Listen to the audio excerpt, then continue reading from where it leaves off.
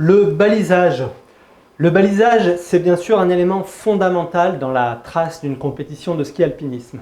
Il donne beaucoup d'indications aux compétiteurs, le mode de déplacement et les actions à réaliser. Par exemple, on va pouvoir anticiper si on arrive près d'une zone de dépotage ou d'une zone de portage en voyant la couleur du balisage. Le balisage donne bien sûr la direction à suivre ainsi que les dangers à éviter. Alors pour cela, on utilise un code couleur qui est normalisé dans les règlements d'organisation. La couleur du balisage indique au coureur quel mode de progression il doit adopter. Alors attention, souvent on croit que c'est simplement vert à la montée, rouge à la descente. En fait, c'est un petit peu plus subtil. Vert, ça veut dire que l'on doit progresser avec les pots de phoque. En montée ou en descente facile sur une courte distance où il faudrait par exemple garder les pots et se laisser glisser, on balise en vert dès lors qu'on garde les pots de phoque. Inversement, le rouge, ça ne veut pas seulement dire descente, ça veut dire en position descente. On peut tout à fait avoir au milieu d'une descente une très courte remontée qui est à effectuer en skating par exemple, auquel cas cette partie-là, bien que montante, elle reste de couleur rouge puisque le skieur reste avec son équipement en position descente. Puis au milieu de tout cela, on trouve en jaune le mode de progression à pied avec les skis sur le dos, que cela monte ou que cela descende, avec ou sans crampons, on balise en jaune. Une question cruciale, c'est l'espacement du balisage. Alors, il n'y a pas de distance réglementaire. Cette distance entre deux fanions va dépendre de la visibilité, s'il y a du brouillard ou pas, de la végétation qui va impacter la visibilité, de la forme du terrain, s'il y a des trous, des bosses, qui va aussi impacter sur la visibilité. L'espacement va dépendre de la trajectoire. Si on est en ligne droite, on va pouvoir baliser relativement large, tandis que s'il y a un virage à opérer, il va falloir densifier le balisage afin de marquer la direction à suivre. Enfin, l'espacement entre deux jalons va aussi dépendre du risque d'erreur de cheminement. Donc par exemple à la montée, on a deux pistes forestières qui se coupent. On va mettre plus de fanions dans la première dizaine de mètres, les premiers 20 mètres qui suivent l'intersection, de manière à conforter la direction qui sera prise par le compétiteur. Le principe, c'est qu'à la montée, le coureur doit toujours voir le fanion qui suit. Et le principe en descente, c'est de toujours pouvoir voir au moins les deux fanions suivants, de manière à donner non seulement la direction, mais aussi la trajectoire à appliquer.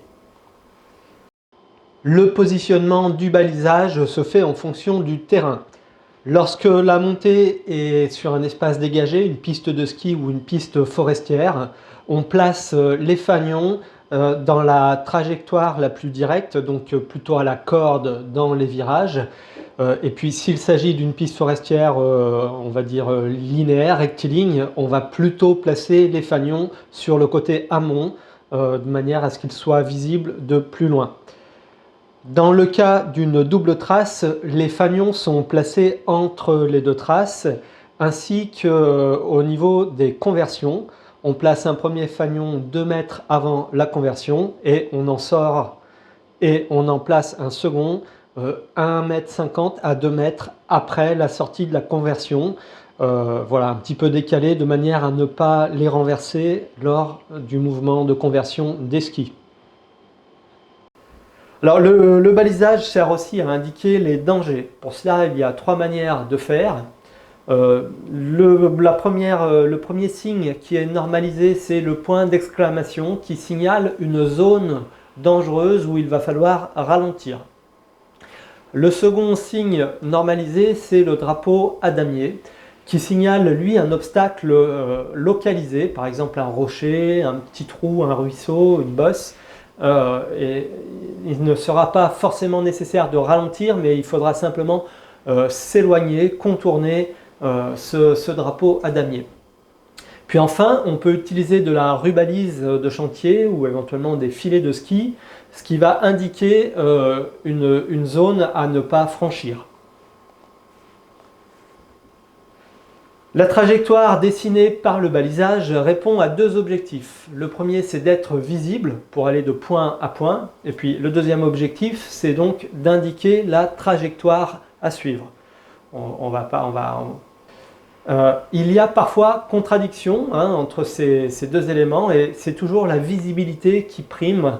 Ça ne sert à rien de vouloir indiquer de toute façon une trajectoire si le jalon n'est pas visible. Donc la priorité, c'est bien d'avoir des jalons qui soient visibles le plus loin possible. Pour indiquer la trajectoire, ne pas oublier deux principes fondamentaux. Le premier, c'est que les skis et donc la trajectoire du skieur vont là où se tourne le buste et le regard du skieur. Et le regard, il accroche là où il y a des choses à regarder. C'est comme sur la route, comme en voiture. Pour le dire autrement, on regarde là où on veut aller et on ne regarde pas la voiture en face qui nous fonce dessus. Si on veut éviter un obstacle, il ne faut pas se focaliser dessus, mais il faut se focaliser sur le passage. Et naturellement, le buste va tourner, le corps va nous emmener vers la zone à éviter. Et cela implique que le fagnonnage, il doit se faire en prenant en compte cet élément, cette caractéristique de comportement. Et on doit, en tout cas dans les descentes en rouge, on doit bien baliser la trajectoire à suivre et non les dangers à éviter. Alors, dans un virage, dans la plupart des cas, il faudra ainsi baliser le côté interne du virage. Il y a quelques exceptions, il y a quelques configurations qui font exception, ça vous le verrez sur le terrain en formation, mais de manière générale, on va plutôt chercher à baliser l'intérieur des virages. Alors sur le terrain, vous verrez comment baliser un virage avec et sans visibilité, comment baliser un obstacle type rocher ou trou, comment mettre en place aussi une chicane de ralentissement, éventuellement des portes de slalom pour indiquer un passage obligatoire.